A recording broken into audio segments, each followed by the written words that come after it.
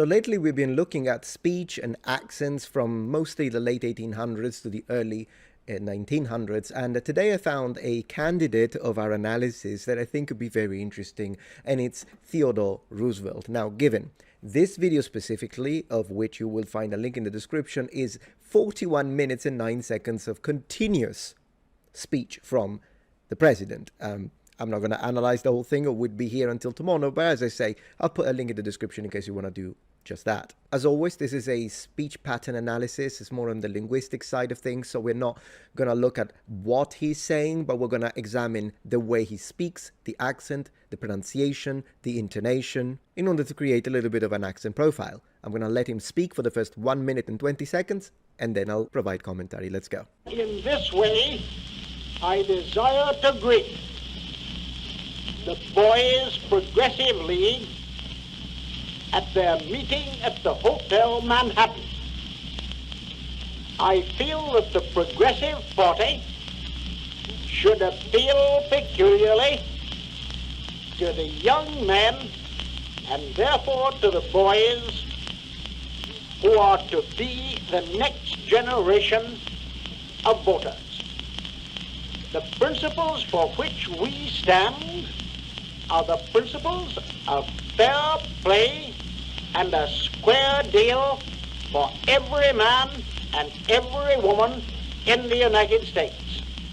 A square deal politically, a square deal in matters social and industrial. I wish to see you boys join the Progressive Party and act in that party and as good citizens in the same way I'd expect any one of you to act in a football game. In other words, don't flinch, don't foul, and hit the line hard.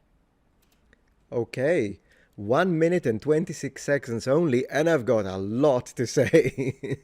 The first thing that I would like to say is that clearly in this situation he is reading from a script, so this is a little bit of a rehearsed situation. He may have sounded slightly different, particularly when it comes to the intonation rather than pronunciation proper, if he was just speaking with his family, friends, or at a dinner.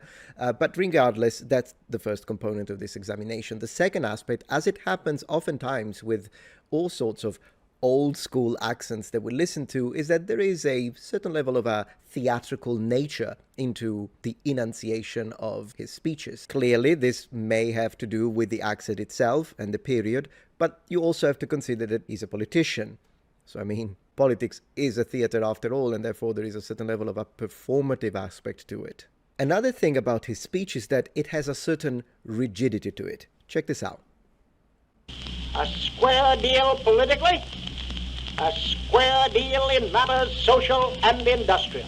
A square deal in matters social and industrial. It's as if words are inserted in precise slots at exact intervals of time. See where I'm going with this? Maybe my best guess as to why he speaks like this, apart from the persuasive aspect of it, that has to do with, once again, political speech of this era, it's also the fact that he was a military man. And this is something that I noticed even in some modern accent, when it's someone who is a colonel, for instance, or a lieutenant, or lieutenant, if you want to pronounce it in the way that makes more sense, but I'm stuck with lieutenant because that's the one I learned. All right, now that we have said this, let's jump into the accent proper. Pronunciation. In this way, I desire to greet. I desire to greet. Did you notice that he didn't say desire? He said desire. This is what is normally called a non-rhotic accent. Allow me to elaborate. Rhoticity in English is one of the main characteristics that set aside lots of different accents in several regional varieties all around the world. Rhotic versus non-rhotic is the technical terminology, but you may have heard the expression dropping the R. So here is an example of a rhotic accent. Farmer. And here is an example of a non-rhotic accent. Farmer. So in my case, I would say farmer, so my accent is non-rhotic. Can I even say it the other way? Let me hear it. Started with the President of the United States and ended up with me. Farmer. Farmer. Do I sound weird? Farmer. Farmer. Farmer. Farmer. Farmer. Man, that's so much easier for me. Farmer. Farmer. Farmer. I don't know, you'll be the judge. And judge you will, I know you so well in the comments. Note, however, that in non-rhotic accent, it's not that you never pronounce the R or you always drop it, but you only drop it in the presence of specific phonological conditions. In this situation, the R at the end is dropped. This happens with words such as butter, car, but also this R is dropped. So why the heck is this one dropped? Well, this one is dropped because it's followed by a consonant.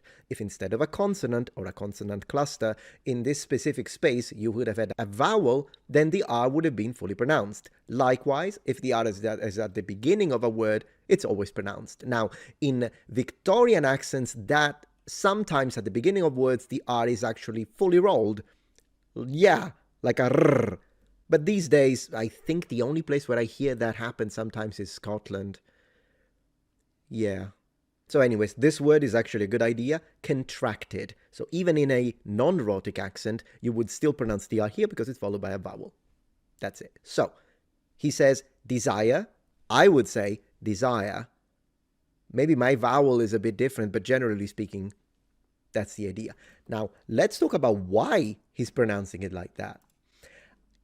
I think the reason is that we are in the presence, as we'll continue to listen, but we are in the presence of a so-called upper-class Northeast elite accent. Similar in a way a little bit to the mid-Atlantic or transatlantic accent that will occur a little later than him. They're a bit different, but in general, you will see that there will be common aspects in this specific accent between American English and RP, or received pronunciation, which is the standard English accent. Let's continue. Earnestly desired to do it, to adopt it, if I honorably could. But Even his O, honorably, could. it is perfectly true. Ooh, what did I just hear? How did he say perfectly? Honorably could. But it is perfectly true. Now, I don't know if it's the recording, because of course we're dealing with a sort of prehistoric technology almost. But did he say perfectly or did he say perfectly? I honorably could. But it is perfectly true. Man, I don't know. You'll have to tell me that because I'm trying, but it sounds a bit like perfectly, which would be kind of... I know that there are some accents that pronounce that way. Although usually it's not an upper class thing, it's a bit of a... But anyways, who knows? This is still...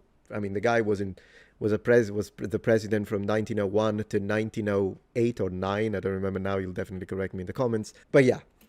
That neither Mr. Bliss nor any other human being... Did you notice he says neither rather than neither? ...ever had any influence over me, so far as concerned getting me to abandon the prosecution of any corporation or any individual engaged in wrongdoing. To this extent, Mr. Archbold's testimony is an... Fascinating. He says testimony rather than the more common in the American vernacular these days, testimony. Testimony.